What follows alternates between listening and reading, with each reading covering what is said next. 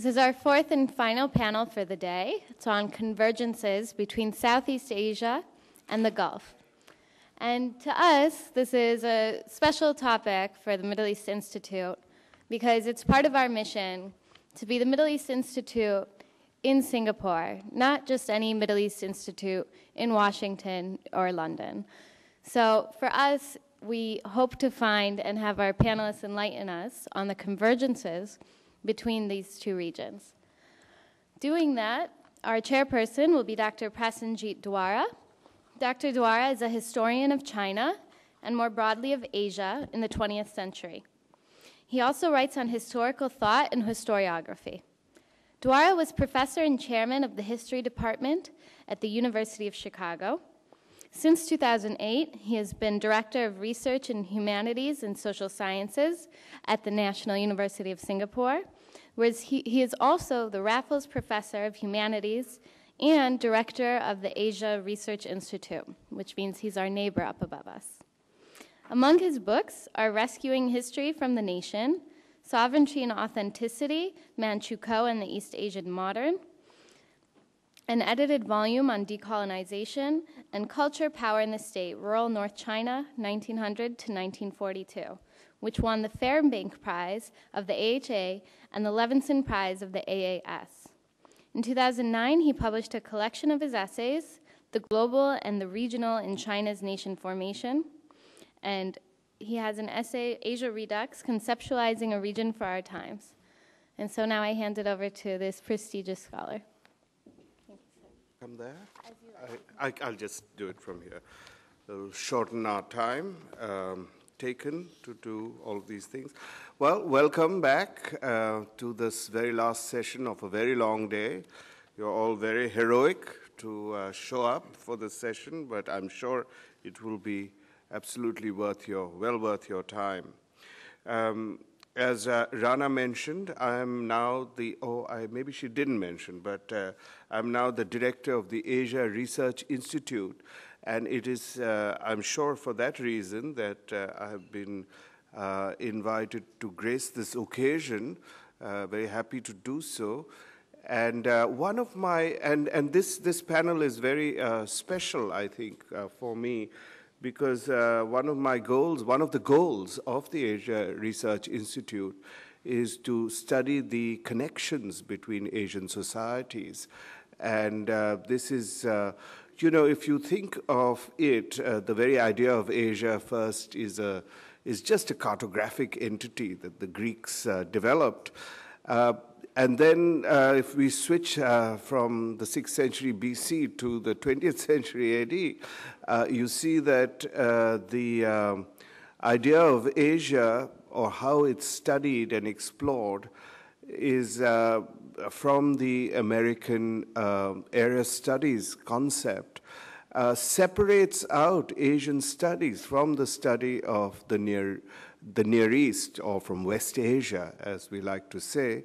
And so for the last 60 years, certainly in the West, there's been I think in many parts of the world, there has been very little connection between the study of West Asia and East and South and Southeast Asia. So it is one of our goals, in fact, at the Asia Research Institute to, although we too suffer from that, and the Asia Research Institute does not have a formal research on West Asia, we do like to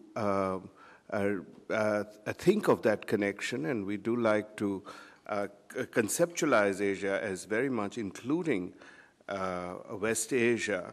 And we know, of course, that, the academic and the formal studies is one thing, but in reality, of course, there have been very close connections. And I was just at a panel where we heard some very interesting papers on the Indian Ocean and the maritime connections, which, of course, and very recently, and I believe it's still, the exhibition is still going on for another few days.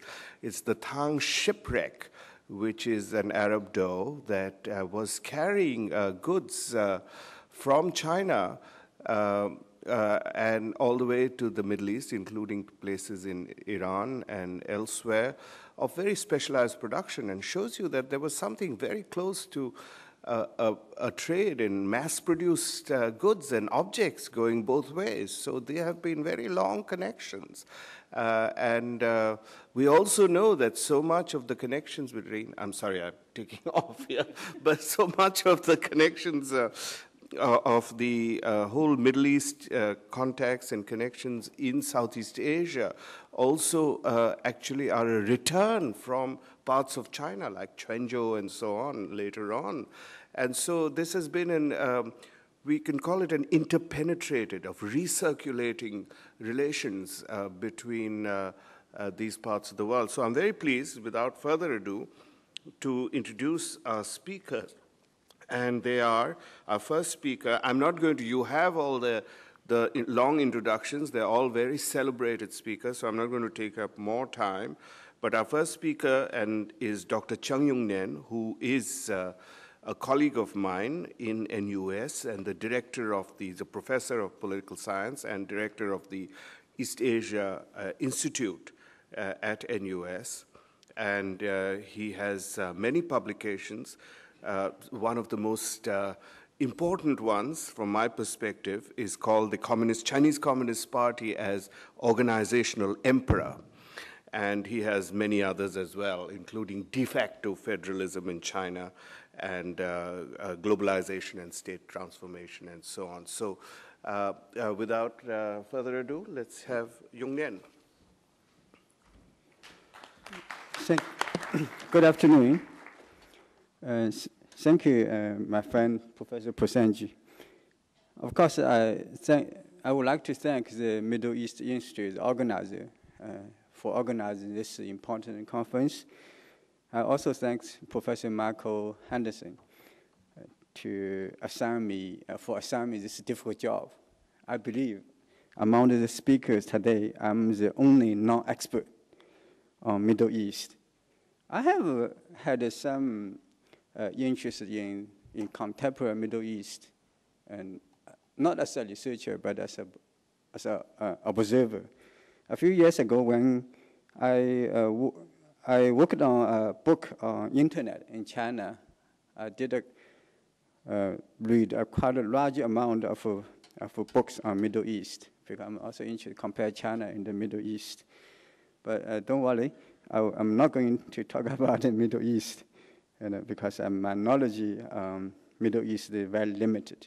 I want to talk about the Jasmine Revolution, because from the very beginning of the Jasmine Revolution in the Middle East and the Arab world, China has reacted quite strongly.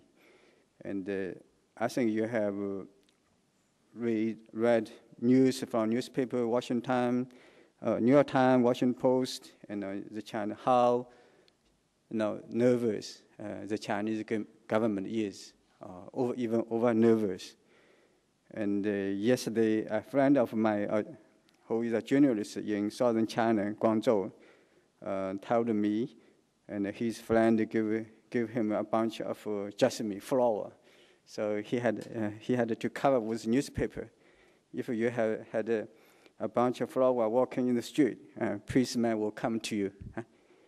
So this is also Chinese civil society groups, and have weeks ago have been trying for many weeks, trying to organize some protest in major cities like Beijing, Shanghai, and Guangzhou. There have been a few arrests, the government suspect some scholars or activists involving in initiating, organizing this kind of event. Of course, China also is facing quite a high pressure from the West.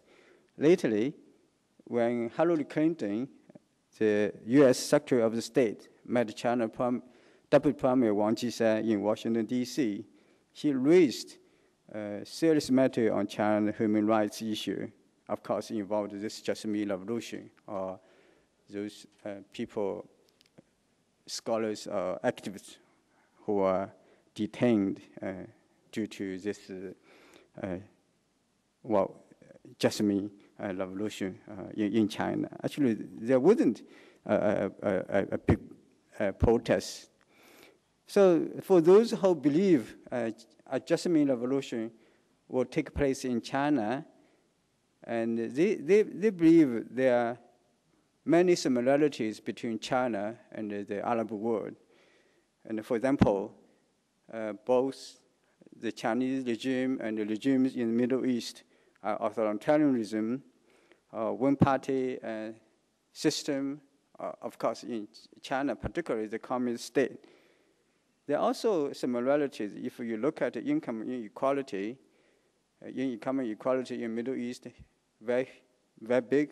China now, in terms of Gini coefficient, China is one of the largest in this world. Also, at unemployment rate, and just like in Middle East, and China also has experienced higher unemployment rate among the university graduates. Well, like in Egypt, almost more than 50%. But China, a bit less.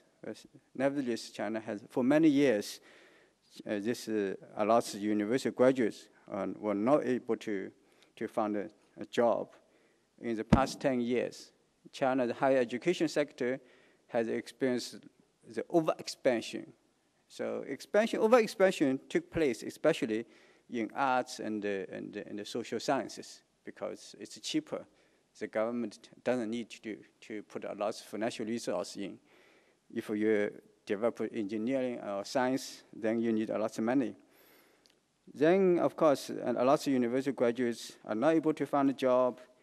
I visited the Pearl River Delta, found now university graduates are competing jobs with migrant workers. Sometimes migrant workers are more competitive than university students because the migrant workers, whenever they found a job, they would take it. The university graduates, they are very picky, they have to think about the 4 years investment.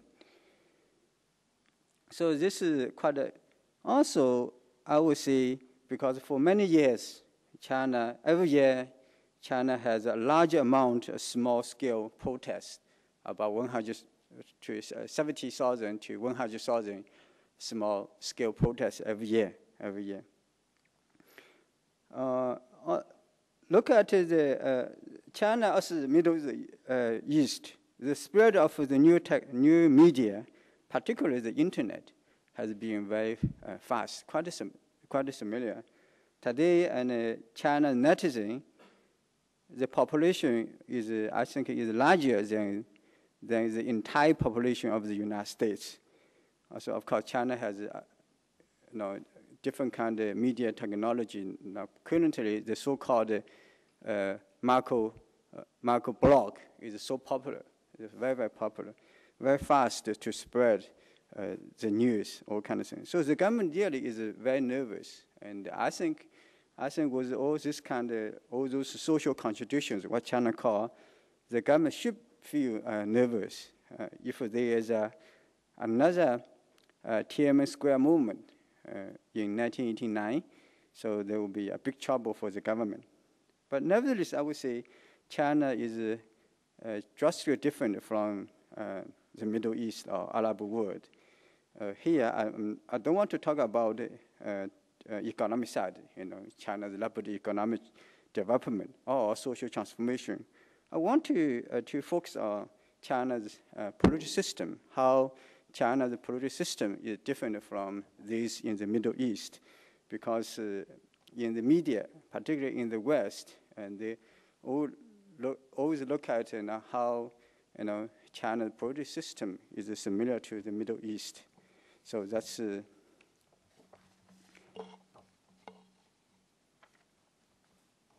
China. The first major aspect or difference between China and the Middle East, I would say Chinese political system is characterized by internal pluralism.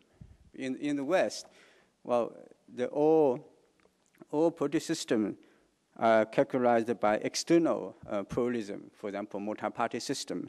China only has this is a one-party system, and but I would say this internal pluralism, the party itself, the Chinese Communist Party, is quite open. The party has been able to accommodate different social interests. In the West, different interests or economic social institutes can organize their own organization or political party. Chinese Communist Party, of course, does not allow any interest to organize, their own political party. But nevertheless, the party has been quite open. Also, even in democratic countries such as Britain, USA, Japan, political power is more often than not monopolized by a small number of political families. I think this situation also exists in the Middle East. China is not. The number of people entering into politics from the lower social levels in China is much larger than that of democratic countries. The role of the Chinese Communist Party is not based on political family. The Communist Party is still a mass party with highly diversified interests. The Chinese political system, I think, encourages the rapid alternation of political elites. To a large extent, the nature of Western democracy is to realize alternation of political elites through periodical elections. So before the coming of democracy, violence often played a very important role in the process of power succession. This was also the case in traditional China for thousands of years. Indeed, the aim of a revolution, what China called 革命 revolution, was to change the dynasty, 改朝换代 in Chinese, right? China has, in contemporary era, China has refused to follow the path of Western democracy and has developed a very efficient system of power succession. I think this should be attributed to the late Deng Xiaoping, China's great leader after Mao Zedong, after he returned to power in the late 1970s. Deng Xiaoping was successful in establishing two related systems. One is the exit system for aged leaders, namely the retirement system. The other is the recruitment system to recruit talent from all levels of society. This system of power succession has been highly now institutionalized from the grassroots to the highest leadership. More importantly, because of the age limit, namely all leaders should retire from their position once they reach the age of retirement. The speed of elite succession at all levels is incomparable to any other system, including democracy. Although for outside observers, the retirement system based on age is unreasonable, it did have many positive political outcomes. For example, Zheng retired, the premier, when he was so popular. The current premier, Wen Jiabao, also is very popular, but he has to retire in 2 years. However you are popular, when you reach age, you have to go. So this system has, I think, has produced two advantages. First, it avoids personal dictatorship, which prevailed from Mao Zedong to Deng Xiaoping. I think personal dictatorship also is still there in Middle East. One contributing factor is the intra-party, what China calls intra-party democracy or intra-party collective leadership system. There are more checks balances in the highest leadership of the Chinese Communist Party than their counterpart in the democratic countries. For example, in the United States, once elected, the president usually has a power similar to an emperor. In Chinese leadership, however, after the era of a political strongman, there is not the case for the Chinese leadership. The Standing Committee of the Politburo, which is the highest and the most powerful decision-making body, is often regarded as a symbol of a highly centralized political system or authoritarianism. The West media always criticize this body of a standing committee. However, its 9 members have almost equal power, with each having he or her decision-making area and having the most important say in that area. The other factor is a fixed-term appointment system or term limit. Now, in general, leaders include the general secretary of the Communist Party, the boss of the party, the president of state, premier, and other important positions are allowed to serve at most 2 terms in office, namely 10 years. So this system is not hugely different from many Western presidential systems. Obviously, the term limit is a very effective institutional constraint on personal dictatorship. This is to say, although China does not have a Western form of democracy, it has found a similar or even more effective way to prevent personal dictatorship. By contrast, I would say, personally, in the Arab world, personal dictatorship is commonplace in both monarchic countries and a country with a modern party system. When a person or a family has dominated a country for several decades, the system is prone to malpractice and abuses, which are intolerable to the society. The second advantage is that China's political system allows politics to reflect itself at an extremely fast pace, and it can thus effectively reflect generational changes and the changes of interest. Compared to many other political systems, the Chinese political system facilitates the rapid and massive renewal of public officials with a rigid enforcement age limit. There are thousands of officials leaving their positions every year, with the same number of officials assuming their position. Although such rapid mobility has its own disadvantage, for Singapore, it's a waste of talent, but China is doing that, has been practicing that for many years. It reflects changing of times. So the third feature of China's political system is its conduciveness to promote policy changes. Theoretically, the obstacle to policy change in multi-party system should be smaller than in one-party state, for policies can change with the alternation of ruling parties. When a new party comes to power, it can discontinue policies initiated by the former ruling party. However, this is often not the case. In many democratic countries, opposition parties no longer serve their constructive roles. Instead, they oppose merely for the sake of opposing. Under such circumstances, substantial policy changes often become very difficult. In China, this is not the case. If Western democracies are more about alternation of political power, the Chinese system is more about the policy alternation. Although the Chinese society often complains that the ruling party are too slow to making policy changes, comparatively, they are implemented on a more rapid pace than other political systems. In democratic countries, political elites can pass the responsibility of making policy change to each other. In China, the ruling party has the inescapable responsibility. So from the 1980s to now, to this century, China has achieved several significant policy changes. It's difficult to understand the huge changes in China in these decades without taking into account the ruling party's ability to respond to situation with good policy changes. So what I want to see, is that China, despite the lack of democratization, China is developing a new model of politics. So, which of course, differentiate China from many Middle East countries. The regime, the capability of the regime is very high to promote social economic transformation and in dealing with social changes. Thank you.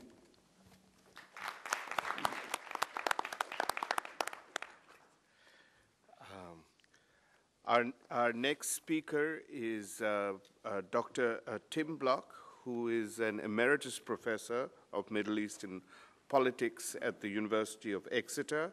He's also the chair of the management board of the university's Institute of Arab and Islamic Studies. He's also held very distinguished positions as the vice president of the British Society for Middle Eastern Studies and for the vice president of the European Association for Middle Eastern Studies. And just to mention some of his work, his books include The Political Economy of Saudi Arabia, Saudi Arabia, Power, Legitimacy, and Survival, and one called The Pariah States and Sanctions in the Middle East, Iraq, Libya, and Sudan, which was, I guess, one of the older books on that. Thank you. Thank you very much, Mr. Chairman. It's very nice to be able to interact with your institute as well as with the Middle East Institute here. My paper is about Gulf Asia connectivity, political as well as economic. My main interest is with the larger Asian countries, the larger Asian countries, but I am going to try to fit Southeast Asia into the picture as well. In my presentation now, I am not going to cover the whole of my paper as I've sent it in. Anyone who would like to see my whole paper, I'd be very happy to send them to it by send it to them by email. They would have to catch me today because unfortunately I have to leave at midnight today. In my presentation now, I want to focus on one particular aspect of connectivity which I believe is crucial and is a crucial indicator of what is happening in the wider relationship, at any rate the economic relationship, and I might make a few comments about that linking in with the political. And the aspect which I'm going to focus on is trade, which in many ways, as I see, is the most fundamental economic indicator of connectivity. My approach has been to compare the development of trade over 2 decades, between 1990 and 2009. I end in 2009 because when I was writing this, that was the last year for which IMF statistics were available for the whole region. In fact, on the 1st of May, the 2010 statistics came out. I had just finished the tables then, and I was feeling so exhausted from doing tables that I felt I couldn't do another. However, that having been said, I will make some comments about what 2010 shows as well. Now, if I can just put up in front, going through this to table 6. I'm making a comparison between and among, firstly, the 4 leading Asian trade partners of the Gulf, which you see at the top there, China, India, Japan, and South Korea, and in the middle, the 2 leading non-Asian trade partners of the Gulf, the European Union and the United States, so as to make a comparison there.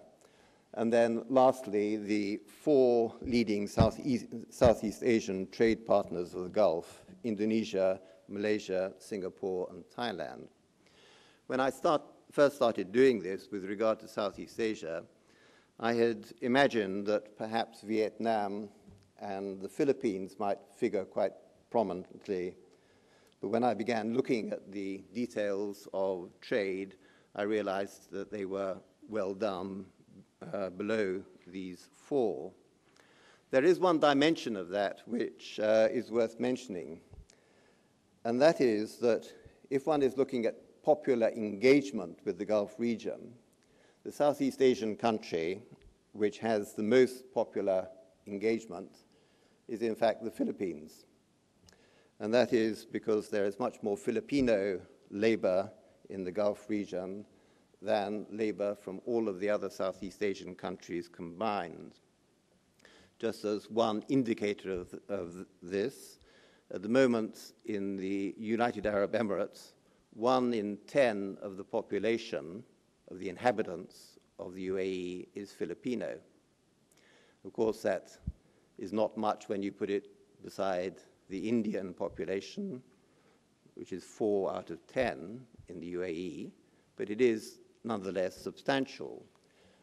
This week actually sees in the UAE the publication of a new Filipino daily newspaper in the UAE. There's a Filipino university in Saudi Arabia. So as far as popular engagement is concerned, the Philippines comes out on top, but not in terms of trade.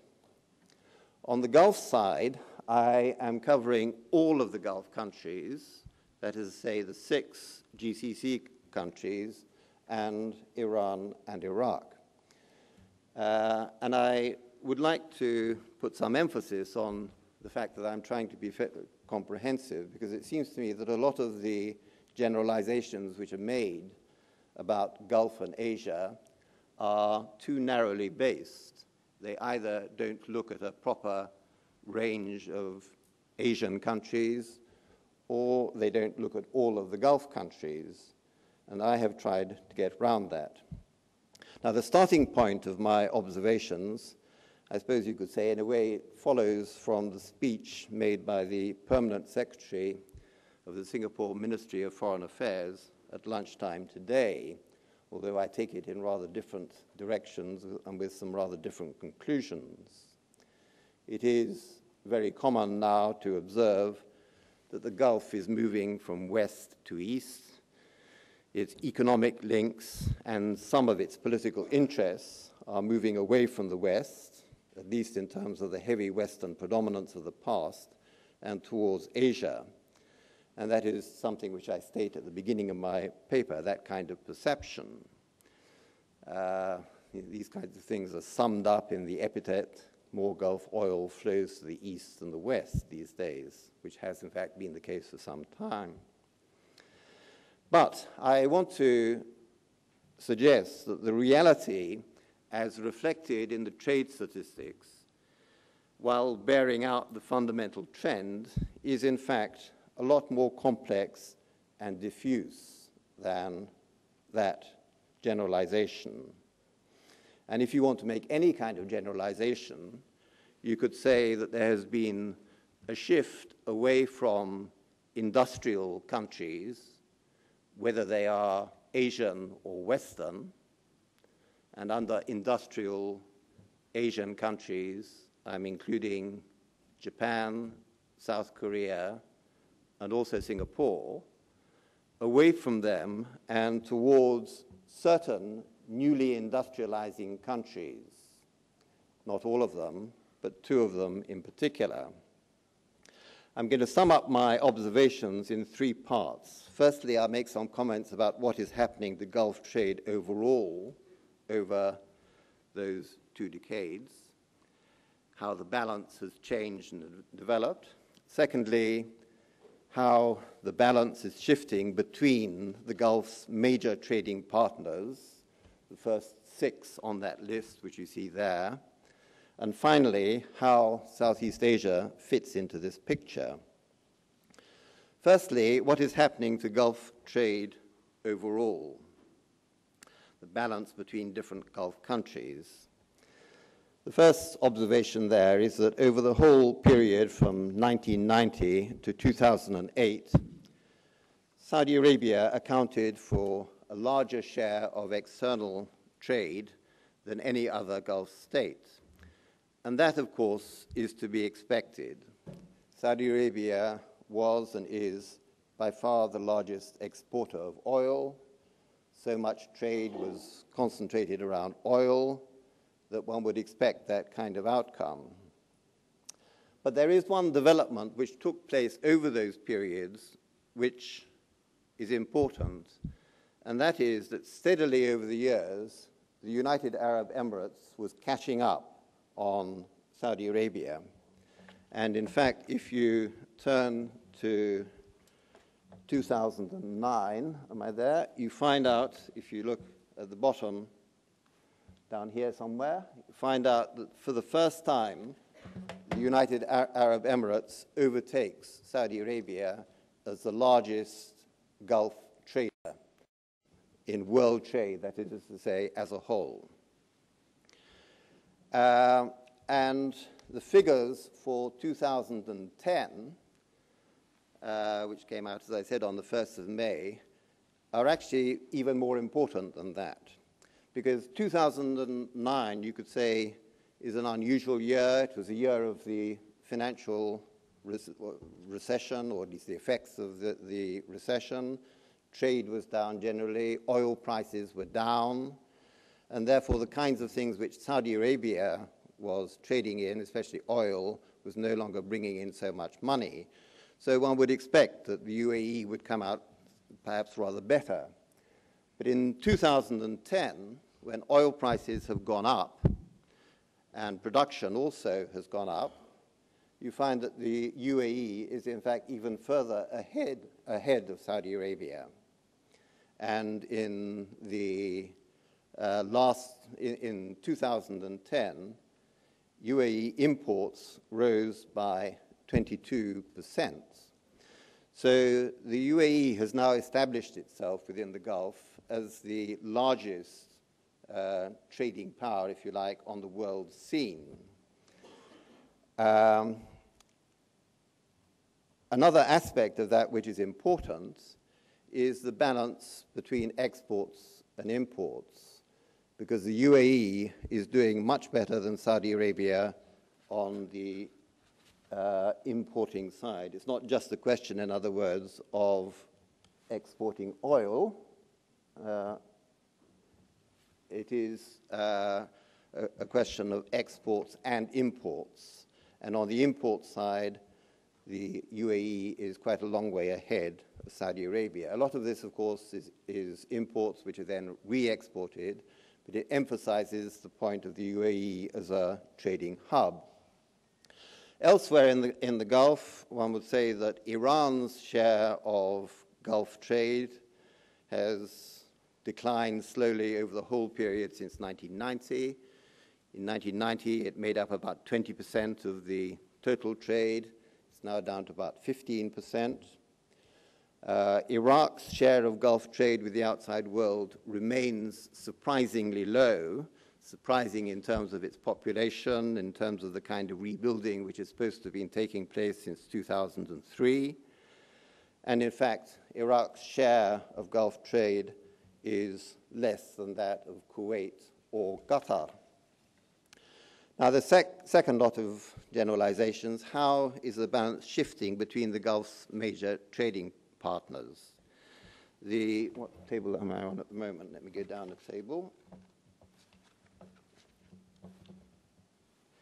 A first point to make is that despite all the talk of the rise of new Asian countries in trade, the leading external trading partners of the Gulf remain today the same as they have been for the last two decades and more. That is to say, the European Union first and Japan remain the largest trading partners for the Gulf region. And it's not just the size of trade, but it's also the composition of trade. In the case of the European Union, about 65% of its trade consists of EU exports to the Gulf and not imports from the Gulf. In other words, it's not just a question of buying Gulf oil, but a relationship which is more balanced in its nature. And that compares with the United States, 49%, EU is 65%, US 49%, and Japan and South Korea both 25%. So as far as that is concerned, the European Union continues doing fairly well. As far as the imports are concerned, let me just go to a chart. Those are Gulf imports by trading partner, and you can see how far ahead the European Union is there. Nonetheless, the growth of European Union, US, and Japanese, and to a lesser extent South Korean trade with the Gulf since 2000 have all been below the world average. So if I can now turn to table 9, if you look at the world average, you get it down here or here. There's one for 2008, and that is 2005 to 2009. I'll explain the reasons why I've taken those years. But in both cases, you'll see that the European Union, the US, Japan, and to a lesser extent South Korea are all below the world average. And the figures here which are most important are those for 2005, 2009. Because in 2008, one had the very high price of oil, a lot of oil production as well, and that's rather outbalances or unbalances the figures. It's these figures which are most important. And so those industrialized countries are mostly below the world average in terms of the growth of their trade. The next point, the growth in both China's and India's trade with the Gulf since 2000 has been phenomenal. And don't focus so much on this, which is amazing, because from 2000, China and India were both starting from a very low base. It's there which is more significant and where there has been a more substantial increase. So that kind of increase is very important. But also very important, people are usually talking about the growth of China in terms of its involvement. But if you look at that, you'll see that, in fact, the Asian country which is doing best and growing fastest in terms of its trade with the Gulf is actually India and not China. Both China and India are now substantial exporters to the Gulf as well as importers from the Gulf. And yes, I'll leave that point there and then just say something very briefly about Southeast Asia, if I may. The 4 Southeast Asian countries covered here account for a relatively small percentage of overall trade. It's in fact about 7% of Gulf trade involves Southeast Asia. Throughout the period since 1990, Singapore has had the biggest share of Gulf trade. In fact, in the early part of that period, up to 2000, Singapore accounted for more than the other 3 put together. Singapore's lead over the other Southeast Asian states, however, the 3 others, has gradually been weakening. And in the last few years, Thailand has come very, very close to Singapore in terms of its trade.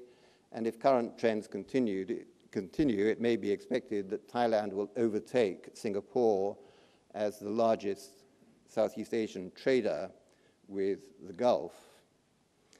And just one final point on Southeast Asia. I think a country to watch for the future, although this is not reflected in the figures, is Indonesia. Because Indonesia is in many ways in the position in which China and India were in the year 2000 and before. That's to say, just sort of beginning to pick up trade. And the fact that the figures for 2010 show a very marked increase for Indonesia. Indonesia, of course, is now importing an increasing amount of oil itself and industrializing quickly. So in conclusion, the Gulf's connectivity as reflected in trade, yes, there has been a shift towards Asia, but the countries which are losing position in the Gulf trade are the industrial and newly industrialized countries, whether Western or Asian. And the rising forces in Gulf trade are 2 specific Asian countries, India and China. And in fact, it is India which has been showing the most substantial growth. If I had covered the political side in my paper, I would have also stressed there that the reality is more complex than stereotypical generalizations. Thank you. Thank you very much, Professor Niblock. Our next speaker is Mr. Ismail Farjie Alatas, who is a student in the PhD program in History and Anthropology at the University of Michigan in Ann Arbor. And the title of his talk is Between Abu Dhabi and Java, Mobility and Narrative of a Hadrami Family. I should mention that Ismail, although very youthful and still writing his thesis, has already published 2 monographs in Indonesian. The first is, I'm not going to pronounce it, well, I have to, there's no translation. So, is Renungan, Ditenga Kemurangan, and another one as well in 2006, which examines Sufi epistemology. He has also authored several journal articles in English and Bhasa, mainly dealing with the Hadrami diaspora. Thank you. Thank you very much, Professor Duara, for that kind introduction. And before I begin, I would like to thank Professor Hudson, Rana, and the rest of the Middle East team to invite me to Singapore, which I always consider as my second home. Also, I think it is very important that Prasenjit Duara is chairing this session because he is, after all, the author of the celebrated book, Rescuing History from the Nation. And yet, last night, during our conversation, he was saying that that argument has been taken too far, and so I think we need to reconnect with the nation and to bring back the nation into the picture, albeit in a different way. So I think this is partly connected to what I'm trying to do today. And my paper looks at the Hadrami diaspora, which I would argue has persistently constituted one of the link between this region and the Arabian Gulf. In his book, Colonialism in Question, Frederick Cooper notices how in the contemporary debates on globalization and transnationalism, the crucial questions do not get asked. What he inquires are the limits of interconnection. What are the specificities necessary to make connection work? The absence of this crucial question in works on globalization reflects the considerable poverty of contemporary social science faced with processes that are large-scale but not universal, and with the fact of crucial linkages that cut across state borders and lines of cultural differences, but which nonetheless are based on specific mechanisms within certain boundaries. Part of the problem lies in the insistence, I would argue, on a particular category, which is the economy, that is posited as being a real and positive entity, distinct from other relations that made up the world. For Timothy Mitchell, for instance, inventing the economy depends upon instituting fundamental separation between human action and the world in which the action takes place. Thus, what is needed for the historians and the anthropologists is precisely to examine the interrelation at concrete levels between various economic relations and other relations, actors, networks, and materialities that are not informed by the logics of the economy. It is with this question in mind that I examine and reconstruct the history of a transnational Hadrami family, the Maula Dawila family in the 20th century. I attempt to understand the various linkages that cut across national borders, but at the same time are enabled by mechanisms within national boundaries. These papers looked at the entangled histories that made possible a new connection between Abu Dhabi and Java, as well as the contemporary developments, problems, and frictional convergences experienced by this family across the Indian Ocean. Let me begin with the late 19th century Java. The flourishing of colonial capitalism in the Dutch East Indies attracted a large number of Hadramis. The unstable political condition in the Hadramaut and the decrease of transport cost following the opening of the Suez Canal resulted in the flood of Hadrami migrants to the East Indies. During the 19th century, Governor General van den Bosch enacted what becomes known as the cultivation system, leading to the commodification of Javanese agricultural production. Javanese peasants were forced to plant cash crops to provide for the monopoly profits for the state. This monetary expansion in the hinterland became the new avenues where the Chinese and the Hadramis could profitably partake. Such an expansion enabled the Hadramis to act as the intermediary traders between the country and the city. Saleh bin Awad Maulad Dawila arrived in Java in the mid-1920s. The economic hardship in the homeland, together with the need to sustain his extensive family, compelled Saleh to seek opportunity in Java. Saleh settled himself in Malang, East Java, where many members of the Maulad Dawila clan were to be found. Not long after settling down, he married a local lady by the name of Qasim, a widow of Ali Maulad Dawila, a fellow member of Saleh's clan. Qasim inherited the wealth of his deceased husband, whom she had 3 daughters with. Following the marriage, Saleh used his wife's money to buy a shop adjacent to the main market in Malang. He also invested the money to buy several rental properties in the same city. The shop, Toko Baru, sold everyday goods such as sarongs, shirts, caps, and perfumes. As the shop became busier, Saleh decided to call his 2 younger brothers, Sheikh and Salim, to come to and join him in Java. After he married off his stepdaughter to his brother Sheikh, Saleh returned to Hadramaut a few years before the Japanese invasion in 1942. The wealth he has accumulated during his sojourn in Java enabled him to retire comfortably and respectably in the homeland. The remaining 2 brothers continued and expanded Saleh's business. Sheikh opened his own store inside the main market of Malang. The other brother, Salim, established a business venture with a fellow Hadrami to open a tanun, hand-woven textile factory in Gersik, producing sarongs, or futa in Arabic. The Japanese occupation of the Dutch East Indies resulted in the interruption of the remittances from the diaspora to Hadramaut. The Indonesian struggle for independence until 1949 further disrupted the flow of remittances. In addition, the new nationalist government in Indonesia imposed ban on foreign remittances. Many Hadrami landowners in Indonesia lost their land to the Japanese confiscation, while others sold their lands cheaply in the 1950s due to land reforms. In 1955, Salim decided to move to Aden with his family. He also took along with him his tanun machineries, as well as 20 of his Javanese workers, leaving behind his daughter Wasila, who was in the custody of his mother.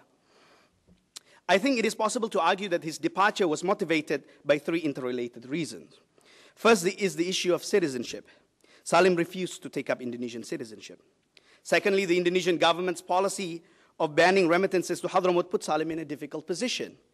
On the one hand, he had the responsibility to sustain his extended family back in the homeland.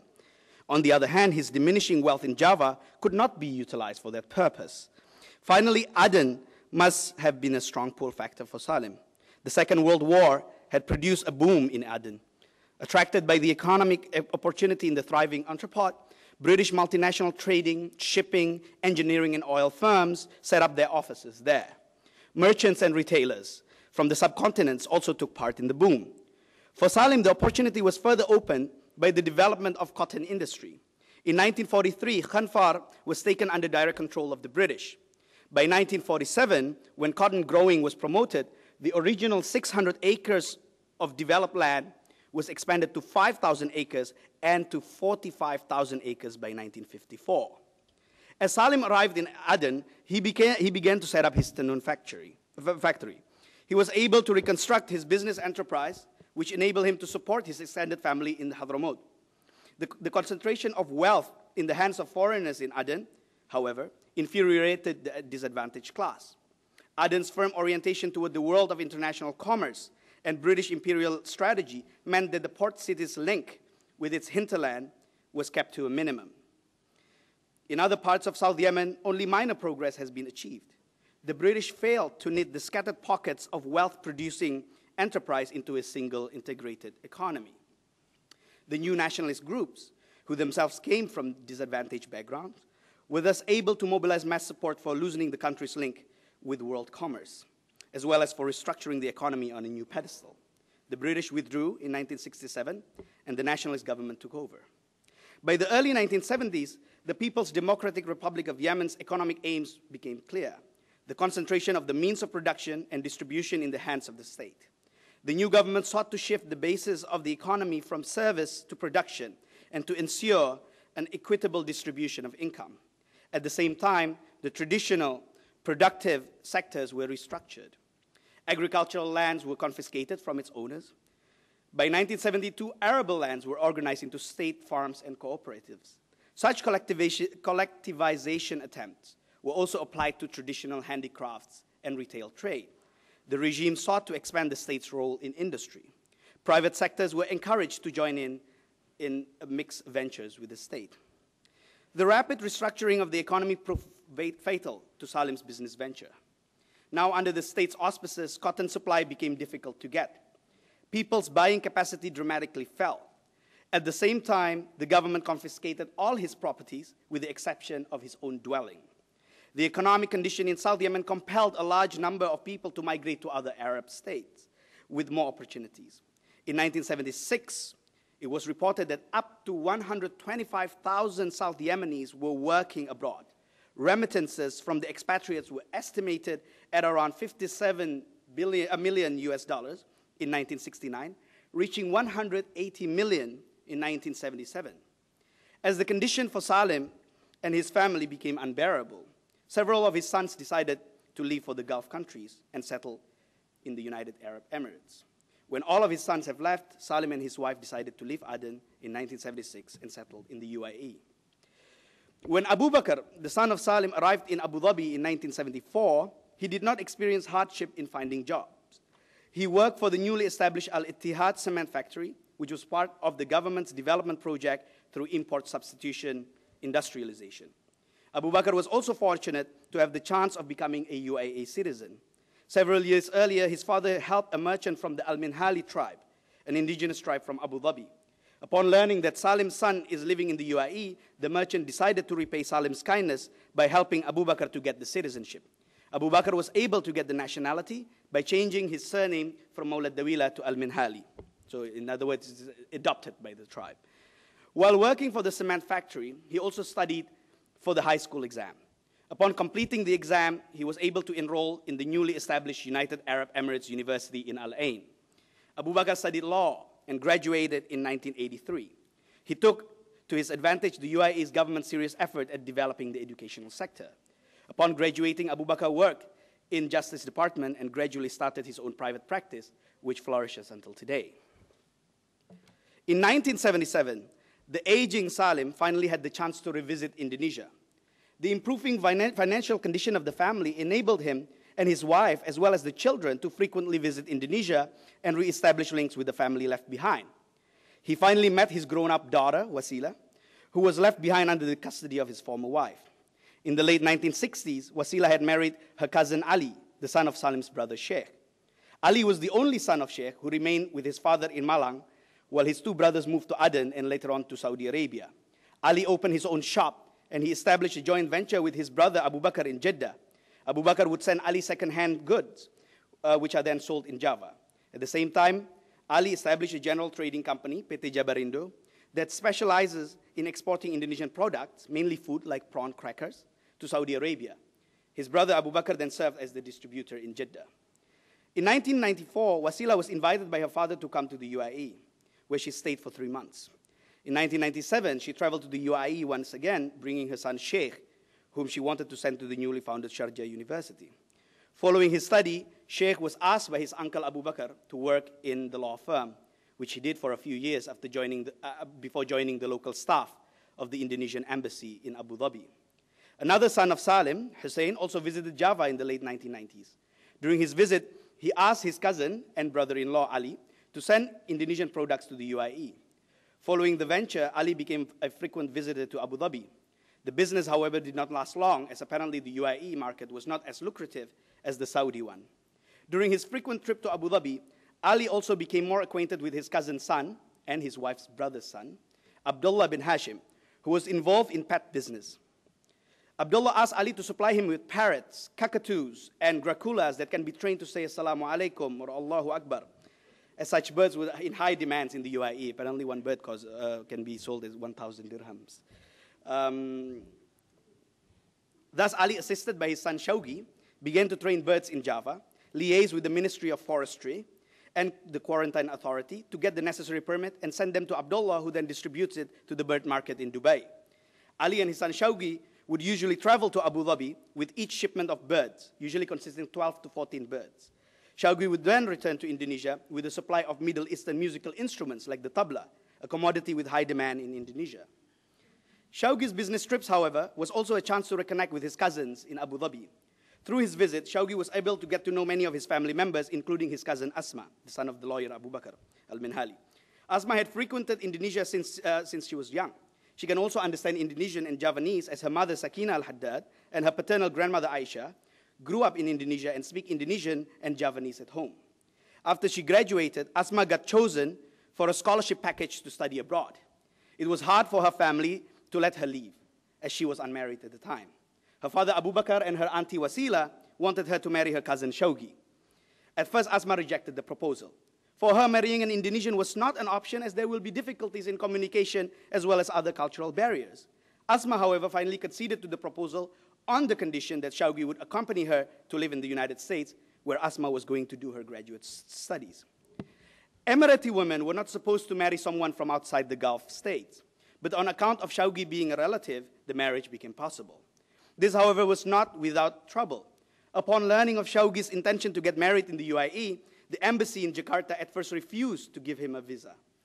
In the end, however, the wedding took place in June 2005, and 2 months later they arrived in Ann Arbor, Michigan, where Asma was to begin her PhD program in physiology at the University of Michigan. Hence, you know the origin of this story, because I met them in Ann Arbor. Living in the United States was not a problem for the couple. Yet the prospect of leaving the US and returning to the UAE was gloomy. Every time they went for a visit, the couple had to constantly face immigration obstacles. Shawgi had to face 2 hours of immigration clearance every time he enters the country. For Shawgi, living and doing business in the UAE is not a viable option. The best he can do is to buy goods in the UAE and sell them in Indonesia. As a foreigner without strong connections in the country, Shawgi felt that it is almost impossible to operate business there, let alone with a limited capital. Difficulties in business are not the only obstacles he has been facing. It is hard enough to marry his Emirati cousin. How can he work in the UAE? How can he support his family in that country with an Indonesian-based profit? How can he make the family as a sustainable institution? These are the questions that haunt Shawgi, and they are currently suspended while he is living in the United States. He knows that one day, when Asma finishes her PhD, they, together with their children Ali and Taiba, would have to look for a viable arrangement. But Shawgi is happy that at least his children, who hold a US passport, can have better start than he had. Although they cannot get a UAE nationality, they are both entitled to free education and health care. Shawgi has benefited considerably from his kinship network. Through such network, he was able to do some business in the UAE as well as marry his Emirati cousin. But he also thinks that the conflation of kinship and mercantile network can have its own pitfalls. Sorting out business problems can be a huge challenge. After all, for Shawgi, his Emirati cousins are relatives whom he only met after they all grew up. It's not the same as the relatives you grew up with, Shawgi once told me. Sometimes, he added, it is difficult to communicate. There are character differences between my relatives in Indonesia and those in the UAE. When I asked him, why is this the case, Shawgi replied, because they are Arabs. So that what they like and what we like are very different. Our lifestyle are different. It seems that the Indonesian and the Emirati members of the Maulana family are simultaneously, to use 2 terms once employed by Paul Dresch, as Qarib, by virtue of their blood ties, and Gharib, by way of different nationality, language, and culture. Let me conclude, and I think Professor Duara has been very kind and generous with me. Let me conclude. The history of the Maulana family demonstrates the ability of kinship network to transform into mercantile network that in turn strengthened the kinship network. What we see here is the importance of kinship as the operating mechanism that secures the longevity of the Hadrami identity and culture among the Maulana family. Kinship became a particular way of seeing and interpreting the world, their own history and movement, as well as being guides to action. It also structures the ethical dimension for the members of the family, to the extent that it may cause hardship in actual business relations. What can be comprehended from the case of the Maulana family is the dynamics in which the economic field is embedded in various regional and local socio-cultural contexts, which can be easily traversed precisely through the kinship network. Kinship relation has the ability to re-embed economic relation in different social contexts. As a result, what emerged is not only a form of mercantilism that somehow unfolds in its own space, what we understand as the economy, but one that cannot be divorced from social relations, and it's intricately linked with kinship, cultural meaning, moralities, ethics, and affective bonds. Having said this, it should also be noted how in the 20th century, the nation state is extremely important, whether as the provider of opportunities or as the disruptor of mobility and family fortune. Two nation states disrupt the family fortune of this family. To understand the history of a transnational Hadrami family in the 20th century, one has to take into serious consideration the role of the nation state and how both histories mutually impacted one another. The task, however, is not to reify the nation state, but to understand how the nation state intersect in concrete ways through its various instantiations and create frictional relations with transnational actors such as the Mauladawila family. This does not mean, however, that the Mauladawila family has been a passive actor in an era dominated by the nation state. Rather, the family has shown considerable degrees of flexibility in evading, resisting, and complying with different state apparatuses. They all have also demonstrated their ability to reconfigure themselves to fit the changing socio-political context. Such are the qualities that made this family as a surviving transnational actor in the history of the 20th century Indian Ocean that has witnessed various ebbs and flows of state formations. Thank you very much, and sorry for the... Thank you very much, Ismail. We now move to our last speaker for the session, and that is Dr. Jacqueline Armijo. I'm very delighted to introduce her because she's an old friend and a fellow Chinese historian. And she is now an associate professor in the Department of International Affairs at Qatar University. Her present research is on the social and cultural impacts of the growing economic and strategic ties between the countries of the Gulf and China. And this is a result of her having lived for 15 years in the Gulf, in China and the Gulf. And she works mostly on the issues of the recent revival of Islamic education in China and the impact of the growing numbers of Chinese Muslims pursuing Islamic studies abroad. So without further ado, let's have Jackie. I've been very lucky in that I just realized it as I was calculating this just now. I first moved to China over 30 years ago. And one of the things I discovered while living there back then was, there was huge numbers of Muslims in China and nobody was studying them. But also that China had thousands of students from the developing world, primarily from Africa and the Middle East, who studied there, mostly in engineering and medical fields. And I can't help but think that some of the reasons why today China has been so successful in making economic inroads into both the Middle East and Africa are perhaps because of facilitations by these students who were there, like I said, about 30 years ago. So this paper is an initial attempt to document the range and possible implications of the rapidly growing economic, political, strategic, social, and cultural ties between China and the countries of the Gulf. It marks the beginning of what I hope to be a major research field involving scholars from around the world. Although I've been in the Gulf for the past 8 years, and originally I was actually hoping that maybe in Qatar I could set up some sort of China-Gulf study center, I'm beginning to think that Singapore might be a better place because I was in Abu Dhabi for 7 years. The entire time I was in the UAE, to the best of my knowledge, I was the only China scholar in the UAE. I then moved on to Qatar, and I find myself again being the only China scholar in Qatar. So, whereas here, there's all sorts of scholars who, of course, do both China and the Middle East. Also, at this point in time, any suggestions of additional approaches to include in this research and dimensions would be greatly appreciated, as would if you know any scholars interested in pursuing this field. One of the amazing things about doing this research is virtually every single day there is some major new development. And when I checked my email this morning, they had just announced that Saudi, a petrochemical company, was going to invest $1 billion in a factory in China. So we are talking huge amounts of money here, and Tim has given you some idea, but as somebody actually was the foreign minister of the UAE just last week, there was a meeting of the GCC countries in China, and he noted that in 10 years, the trade had increased tenfold, from 10 billion to now 100 billion, and he made the point that perhaps in 10 more years it could increase 10 more fold, which would bring us up to $1 trillion. So since I am a historian, a little history here. Like their ancestors centuries ago, Chinese and Arab traders are once again traveling back and forth from one end of Asia to the other. But today, silk and spices have been replaced with fossil fuels and manufactured goods. Over the past few years, trade between these two regions has grown so dramatically that in early 2009, China replaced the U.S. as the Middle East's largest trading partner. Unimaginable just a few years ago, this development reflects the multidimensional character of the growing economic ties between China and the Middle East in general, and China and the oil-wealthy countries of the Gulf in particular.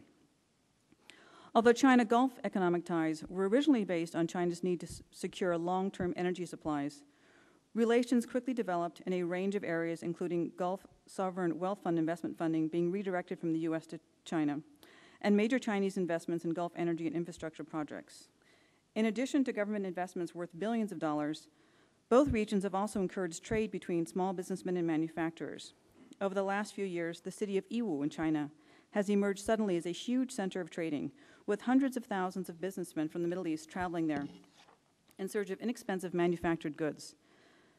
As a result, the city of Yiwu is now home to dozens of Middle Eastern restaurants, shisha cafes, and even Arabic preschools and an elementary school to serve the growing number of Arab traders choosing to settle there. In addition, in Dubai, the government has established Dragon Mart, the largest wholesale distribution center of Chinese and manufactured goods outside of China. In addition, a similar thing has just opened up in Ajman and also in Saudi Arabia. Actually, the first recorded contact between China and West Asia took place in the 1st century BCE, when Jiang Qian, a Chinese general, returned from 10 years. This was during the reign of Han Wudi. In the 1st century of the Common Era, it was actually a Roman navigator named Hippolytus from Alexandria who figured out how to use the monsoon winds to travel as far as India. And by the 2nd century CE, a Roman envoy had already arrived in the Chinese capital city of Luoyang. Over there, so very quickly, trade developed between these two countries over both a maritime Silk Route and the land route. One of the centers of trade was Xi'an, or Chang'an. And this is just a picture of the mosque from Xi'an. And this is a picture of the mosque from Tranzhou, which is on the coast, which is another center for the Arab traders. And Prasenjit's already mentioned this, but right now, there's an extraordinary exhibit. It's called Shipwrecked, Tang Treasures and Monsoon Winds, which is presently on at the Art and Science Museum. And basically, there was just one small ship. It's just in the 9th century. It was probably built in Oman. It was less than 60 feet long, but it was shipwrecked off the coast of Indonesia in Belitung, and it contained 60,000 pieces of gold, silver, and ceramic wares. Now, what's interesting about this is that it gives you an idea of just how extensive trade was already in the 9th century, because the ceramic ware has been. They figured out it came from at least 5 different kilns in different regions of China, and it was also the products were geared towards different tastes throughout the Gulf area. So some were obviously made for Iran, some for the Arab taste. Okay, but the next, but one of the other thing about this manufacturing is really on a massive scale. The blue for the glaze was from cobalt, which actually had to be, to begin with, imported from Iran. So it gives you an idea of somehow the back and forth of the trade here. This is Zheng. Anybody from Singapore will recognize. But he was actually a Chinese Muslim eunuch who, some 600 years later, is another important sort of chapter in the history of China-Middle East relations, particularly the Gulf. But during the Ming period, Zheng led something like 7 massive expeditions from China to Southeast Asia, the Gulf, the Red Sea, and as far as the east coast of Africa. Between 1405 and 1430, there was, like I said, 7 of these expeditions, each lasting 2 or 3 years, involving hundreds of boats, each one. Some of these boats were massive, up to 400 feet in length. And to give you an idea of the dimensions involved, somebody calculated that you could take all of the ships involved in Columbus and Vasco da Gama's expeditions and put them on one deck of one of these ships. So these were really huge. They were partly for China to basically let the world know about their strength, but there was also for trade. And I think being led by a Chinese Muslim greatly facilitated contact throughout Southeast Asia and into the Gulf, and also into the Red Sea. However, these expeditions ended very suddenly when the Ming Dynasty basically started to turn inward. This gives you some idea of the different routes he took. Okay. Now, quickly to the present. Just last year, during the Hajj season, they sort of had the soft opening of this light rail. This light rail travels, it's for the Hajj specifically, and the Chinese built it, and it travels between Mina, Arafat, and Muzdalifah. And the idea is to transport the pilgrims during this part of the Hajj. Normally, apparently tens of thousands of cars and buses are stuck in traffic for hours. And now you can travel very, very easily from place to place. Now, when it first opened, I think you had to be a Gulf resident. Over the next few years, they're hoping to expand it. But one of the things that was interesting as I was reading the articles right as it opened was that there's these great quotes from these Saudis who are like, wow, in one fell swoop, the Chinese have managed to completely change our image of them. And also people pointed out that given the fact that Saudis tend to look towards the West and America in general, it was interesting that China managed to find a niche for itself that proved incredibly impressive and effective.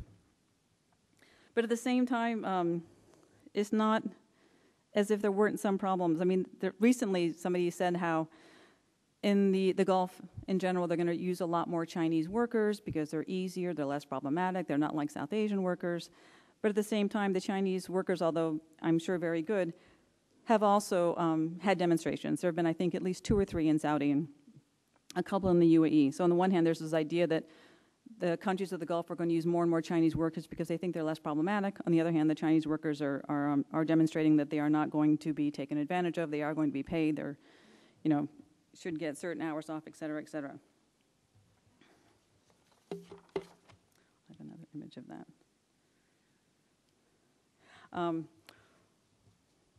One of the things I'm interested in is basically in cultural exchange. And in July of 2009, Chinese television CCTV 9 started an Arabic channel. And this is a massive undertaking on the part of China. It's an $8 billion startup cost. And they're hoping to basically access the 300 million Arabic-speaking audience in 22 different countries. But at the same time, I've taught courses on China, and both times, both in Qatar and in Abu Dhabi, I tried to get my students to watch this channel just to give me an idea of what was going on. Unfortunately, it did not hold their attention for very long. So on the one hand, it is potentially a tremendous source of information in terms of getting information about China to the Middle East. In fact, I think it's the Al Jazeera station, the bureau based in Beijing, which has been more effective. But one of the things I did want to mention briefly is, by chance, I happened to meet both the Chinese ambassador to the UAE and the Chinese ambassador to Qatar. And what I found so impressive about the Chinese ambassador to the UAE, Gao Yusheng, is that his Arabic is fluent. And I found out recently that apparently when he was 9 years old, his parents pushed him to study Arabic. That's really quite extraordinary. And so at least in the plus he served in various important diplomatic posts throughout the Middle East. Now, what happened in Qatar is somewhat similar in that that ambassador, Yue Xiaoyong, is completely fluent in English. He is a scholar diplomat. He's been the head of think tanks. He's been based in the U.S. for years. And I was sort of surprised that they would put somebody with his extraordinary expertise in Doha, in Qatar. But then I realized that he's a frequent guest on Al Jazeera. And I thought, that is very smart. Because he really is an extraordinary, diplomat and scholar. I was extremely impressed with him.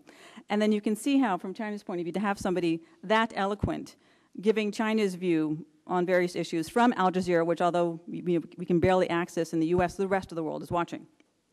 Okay. Okay. Before I go on to Yiwu, I just want to mention briefly another project which fascinates me. Back in 2004, the royal family in Abu Dhabi decided they wanted to start a Chinese school.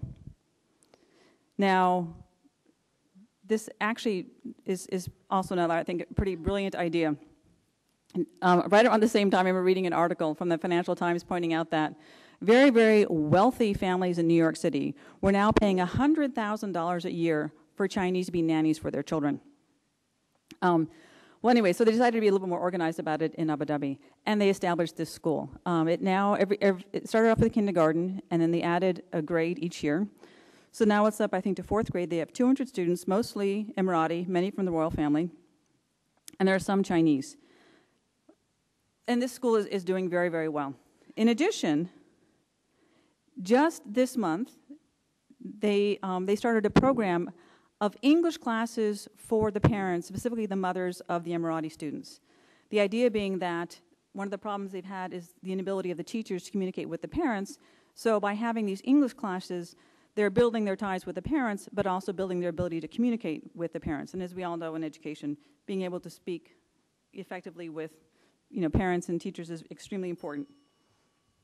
Okay, also recently 2 Confucius Institutes have been set up, one in Dubai and one in Abu Dhabi. So quickly I'm going to run through, these are just images about life.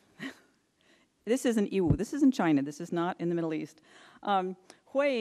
Chinese Muslims from all over China are now flocking to Yiwu to work in restaurants, to work as interpreters, to work as teachers. Okay. This is that same restaurant. You can see this is, obviously geared towards the various Middle Eastern customers going through. I thought this was interesting with the Russian, but presumably it's for the Central Asian Muslims visiting.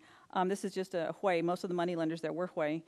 I met Hui from literally Chinese Muslims from all parts of China who are now working there.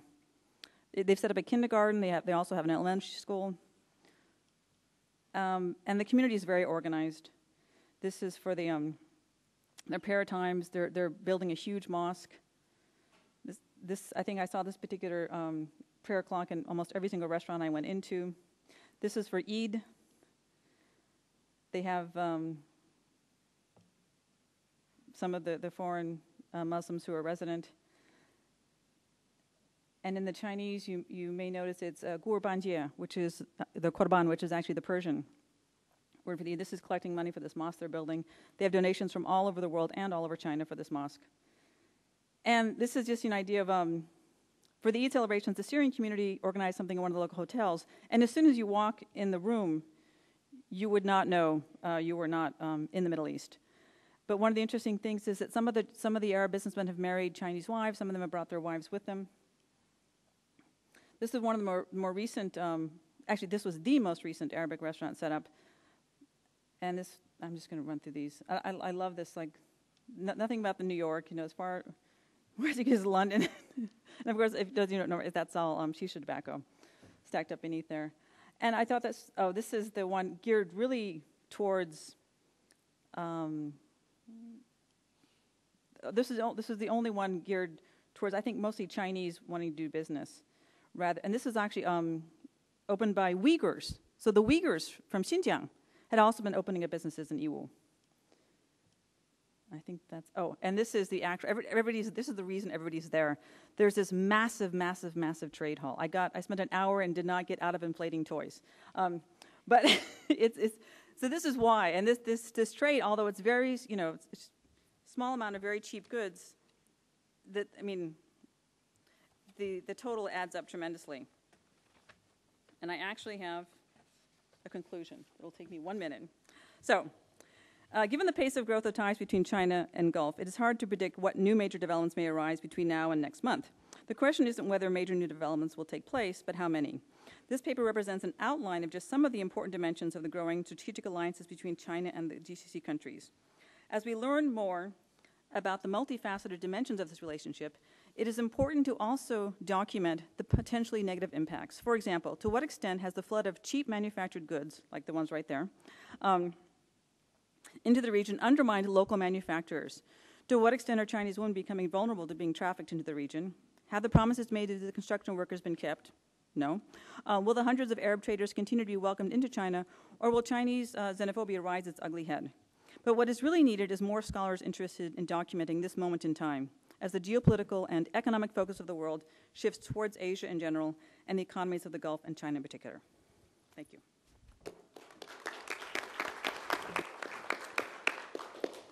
Thank you very much, Jackie. We now have not much time, but I think a little under 10 minutes for questions, which we'll take from the floor. Yes, ma'am. Please come up and introduce yourself as well. Hello. Oh, sorry.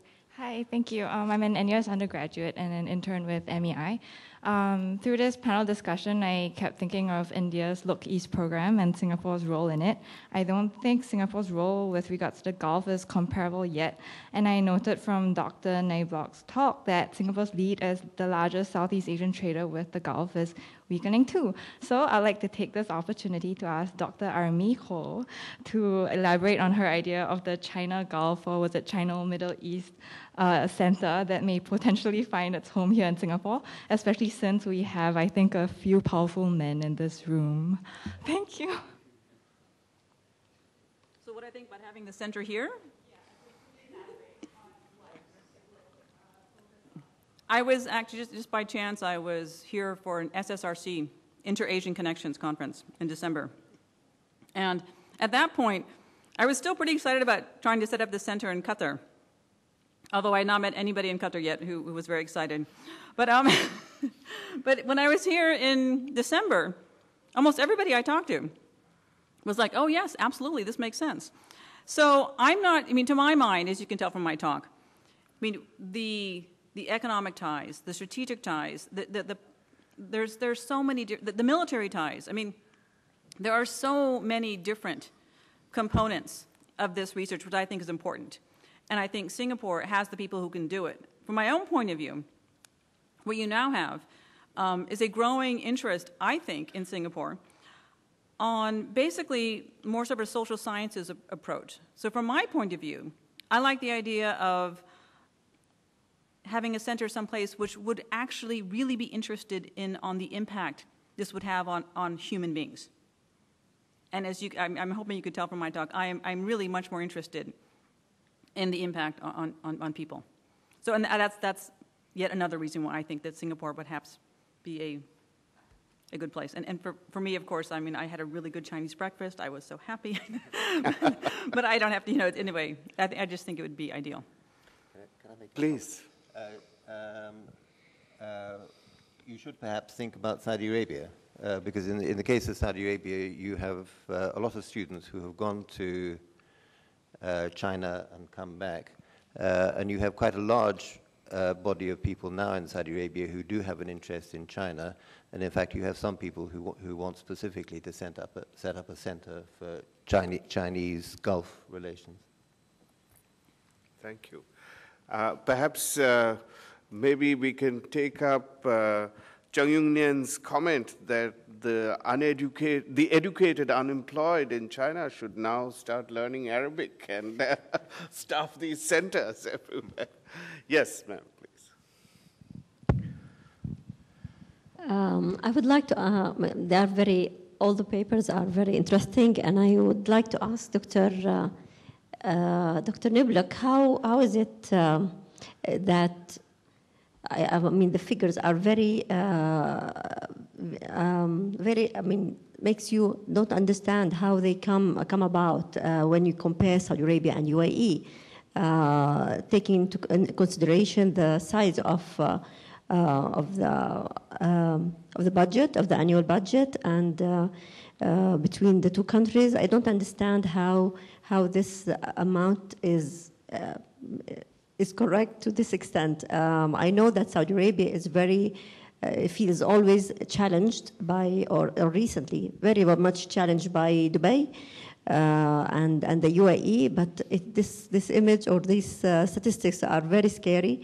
And I was wondering to what extent what does it mean economically?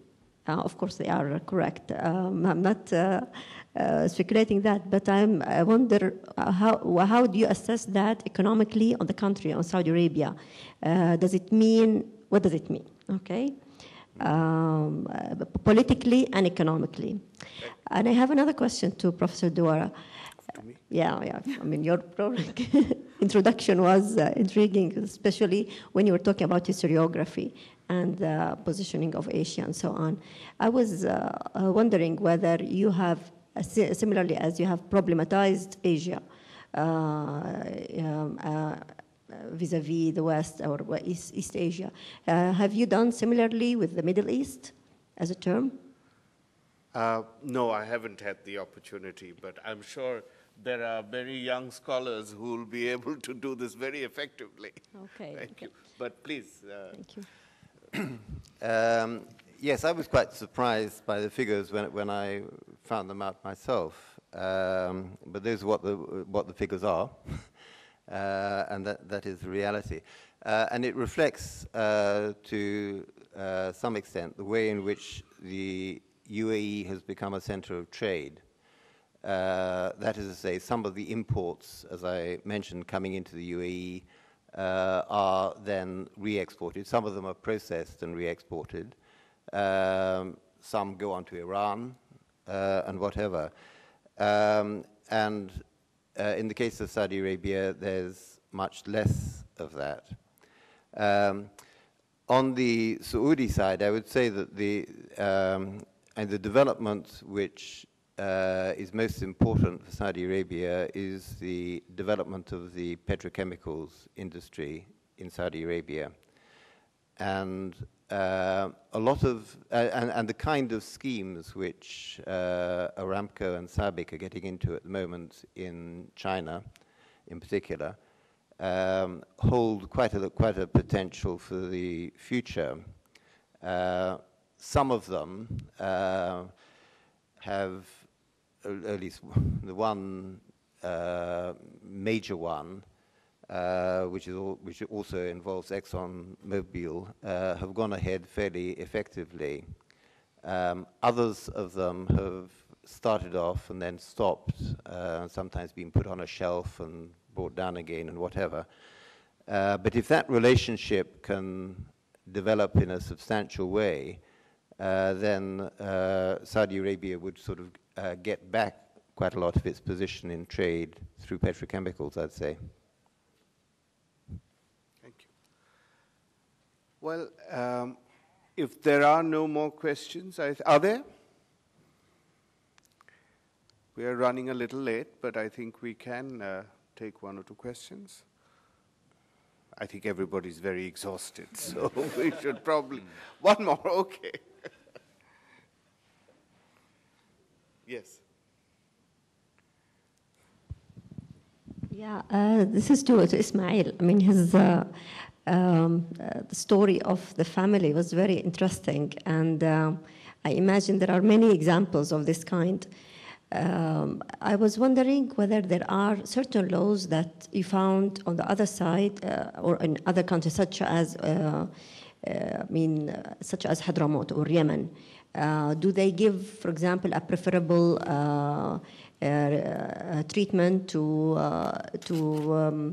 Indonesians coming from Hadrami origin or so on? And does this connection that they have around, does it facilitate their residency? I mean, in terms of laws, how does this work as well? And I wanted to say something about Jackie's presentation as well, although I'm a bit familiar with China and their presence in the Gulf, but it's always very interesting to see how expanded the Chinese have in the Gulf or in our region. But it's true that just last week there were lots of negotiation to sign one of the very important treaties between China and the GCC. And I was wondering whether it is now with the figures that Dr. Niblock has shown, it showed that India is having more trade with China. Did you feel that, or did you find that figures or reality shows something different? No, I think there is more and more investment in India, but I also think that China and the Gulf, I think, will grow faster than the Gulf and India. Even though, but the thing is, India has a much longer history of all sorts of relations, with the countries of the Gulf. Well, thank you. Yeah, of course. Thank you very much for that question. In terms of the trend of marrying between Emiratis or people from the Gulf Cooperation Council countries with Indonesia, now it's starting to emerge. I mean, like even among Shaugi's friends alone, he told me there was 5 Indonesian males who are marrying their relatives in Abu Dhabi. But of course, the problems are there, right? There are more Emirati Hadrami origin men marrying Indonesian women. That's not a problem, but it's always a problem when it is the Emirati woman, right? And I mean, one of the logic of the nation state is precisely that kind of jealously guarding, the female body and soul, which is seen as the embodiment of the nation itself. But also it has something to do with the various benefits that came with marrying and becoming national of many of these countries. In Saudi Arabia, for instance, there's lots of intermarriage between Hadramis in Indonesia and Hadramis in Saudi. That's not I think it's less of a problem there than in UAE. But in Yemen, before the unification, it was very easy for Indonesian Hadarim to go to Yemen, to South Yemen, and suddenly just say, okay, I'm the son of this, the son of this, the son of this, and they would give you a passport instantly. They just chop a passport under a palm tree, apparently. That's what they used to do. But now it's becoming very difficult. You have to be able to produce documentations, the passport of the British passport of your great-grandfather, and show your connection to it, because precisely after Yemen unified, part of the politics of North Yemen is precisely to sever its link with the South Yemen's link with the diaspora, because they were seen as separatists. There's a separatist tendency because the Hadramis in the diaspora have been funding a civil society. They've been building, they've been actively partaking in state formation in South Yemen, and they know that the members of the diaspora do not trust North Yemen, and for that reason they had to be really marginalized. I mean, for instance, in many of the conferences that were organized by North Yemen, they would not use the word Hadrami at all. It's always like Yemeni connection. What Yemeni connection? The only connection between that region, South Arabia, or the Arabian Peninsula and Southeast Asia traditionally is between the Hijaz and Southeast Asia, and between Hadramaut and Southeast Asia. So there are many. This kind of politics becomes very, very. It informs the legal categories and the construction of who are insider and who are outsiders. Okay, and now we must conclude. So thank you very much. And let's give our panel a big hand. Thank you, everyone on the panel. I think that's been a fascinating story of human, political, religious, and economic connections between our two regions. And in that vein, we've invited His Excellency Dr. Abdulrahman Al-Saeed to give some closing remarks as a sort of reflection from one of our regions, the Gulf. And we will be doing the same tomorrow with a Singaporean perspective from Ambassador Tommy Koh. So if I can please invite His Excellency to come to the podium and give a few brief remarks. Thank you.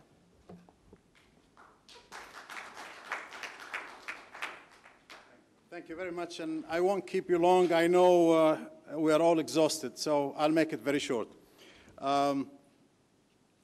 A couple of things. The first thing that comes to mind is at the end of the session before this one, someone suggested that there was no role for Saudi women.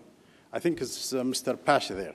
Now, that, of course, is something that we need to wonder about, considering that Dr. Hatun Al-Fasi here is a very famous writer. She writes wonderful columns and is very well considered and very well read.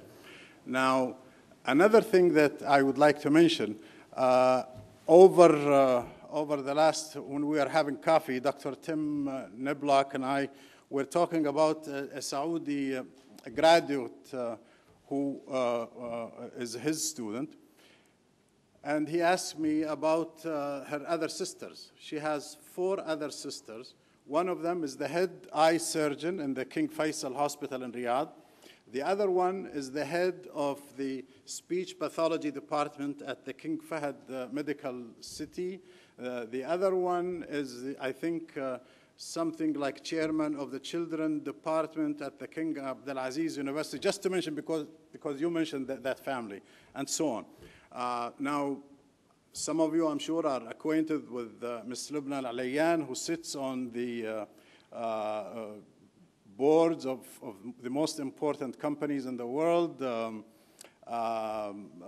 and the list is very long. Saudi women have gone a long way in their march toward attaining their right place in my country, and I'm very proud to say that. Few other comments. I think Dr. Abdullah Abdul Khaliq spoke about GC countries need to take a hard look at the reforms and changes needed to face a new set of challenges. I think, needless to say, changing circumstances call for new policies and new ideas. So no one is suggesting, Dr. Abdul Khaliq, that stagnation and a perpetual state of status quo are the right policies. Change is definitely, and reform is definitely needed, and it will be, I'm sure, addressed over time and when it is needed. I also agree with him that GCC nations feel comfortable with what they have vis-a-vis what they don't know. What they have vis-a-vis what they don't know. After all, people who have lived on the peripheries of the desert understand the difference between a mirage and a reality. On another matter, I reserve the right to differ with Dr. Abdul Khaliq also. The Peninsula Shield is the result of an agreement signed 30 years ago, and I think I also disagree with Dr. Munira Fakhru on this, signed 30 years ago and deposited with the United Nations and the various GCC countries. Commitment to it is solid. All we have to do is go back to the foreign ministers' meetings and the consultative summit recently held. The Peninsula Shield did not intervene in local Bahraini politics. It was simply meant to safeguard the national strategic assets in Bahrain, such as, of course, the port and the central bank, etc. I also disagree with him when he said that this was a Saudi royal family protecting the Bahraini royal family. Let's put it this way. Does any country in the Gulf wishes to see harm done to Bahrain and to its royal family? Even I can go further. Does any GCC nation or people want to see such harm done to the Bahraini royal family of its people? I think, Dr. Abdullah, you would agree with me that none do. All right. Dr. Munira Fakhru spoke very eloquently and unfortunately again falls into the trap of calling the Peninsula Shield a Saudi Emirati intervention. Again, this is not the case. It is the result of the collective determination and will of the GCC countries. Bahrain's national strategic assets concern everyone in the Gulf. It is also unfair and incorrect to insinuate that the Peninsula Shield has played any role in putting down the demonstrations in Bahrain. That, I think, is very obvious and very clear. It should be made very obvious and very clear. I also think that the attempt to spawn a nationalist description or characterization on events in Bahrain is a bit overdrawn. Everyone watched the scenes, and the sectarian tilt is one that no one can seriously deny, unfortunately. We would love to have it another way, but that's the way it turned out. Let me see. I'm also a little bit disappointed at Dr. Munira's call for international intervention in Bahraini politics. She is a knowledgeable intellectual, and she should know what that means. I agree with her conclusion that a compromise had to be made, and it would be very helpful if intellectuals like herself can dedicate themselves to this objective. I urge her to overcome her wounds and become involved in a national compromise such as the Crown Prince of Bahrain is working very hard to accomplish. Thank you very much for the time you gave me, Michael, everyone, and look forward to see you all sometime later. Thank you.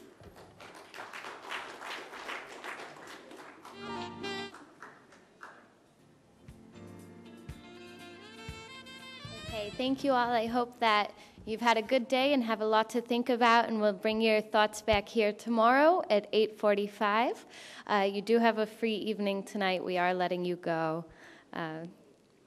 But you might be dreaming of my voice later. And the MEI team, again, is here for you. If you have any questions, please let us know.